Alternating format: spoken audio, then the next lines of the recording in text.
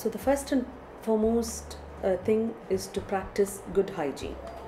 Wash hands with soap and water and make sure your children do the same after being in contact with the floods.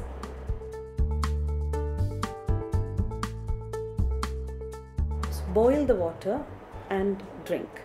And when I say boiling, you have to boil it to the boiling temperature at least for 1 minute and then let it cool down, and you can use it for drinking purposes. The most important thing is chlorination of water, that's a simple way to disinfect water. You can use the chlorine powder to use the drinking water more edible. And also make sure that you wash and peel the skin of the fruits well, and also very important that you have to eat the full cooked meal, cooked vegetables, which can prevent spreading of infection again.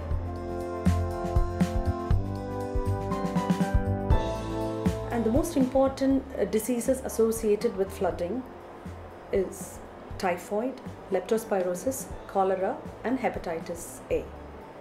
And the most important disease is the cholera, which can affect the elderly people and the children. So you should be able to recognize the symptoms at the earliest so that we can prevent any complications associated with that. So for example, with cholera, they can have dehydration by having diarrhea, which causes rice water stools. So the stools will be water-like, after you wash the rice, so how the water looks like. So it will be like that, and it can be associated with vomiting as well. So it is very important to recognize the dehydration symptoms. For example, with children, they can have sunken eyes and very dry skin, dry tongue. If they are crying, they may not produce any tears at all, and they don't pass much urine. And also they will have cold hands and feet.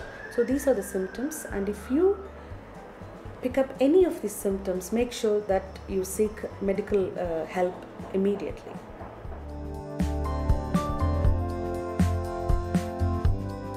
Do not expose open wounds to water.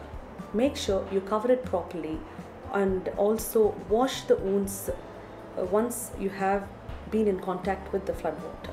Use mosquito repellents and make sure the children wear full sleeves and cover themselves properly.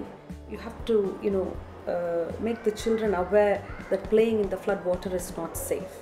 And if you have not taken any tetanus injection in the last 5 years, it is very important that you have to have this injections now, once you have come in contact with the flood water.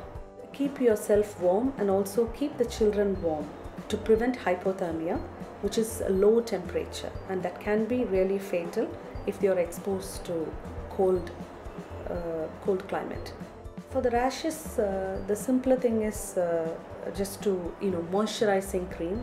Once they have come in contact with the water, just wash them in the clean water and use moisturizing cream. Avoid soaps, which can make the rash worse. So there are two types of rashes. They can get these allergic type of rash after come in contact with the flood water, and also other rashes can appear because of illnesses, like for example typhoid can also present with rash. So they should be able to differentiate between the rashes what the children have. If they are not sure, they have to seek medical advice, the health professionals' advice.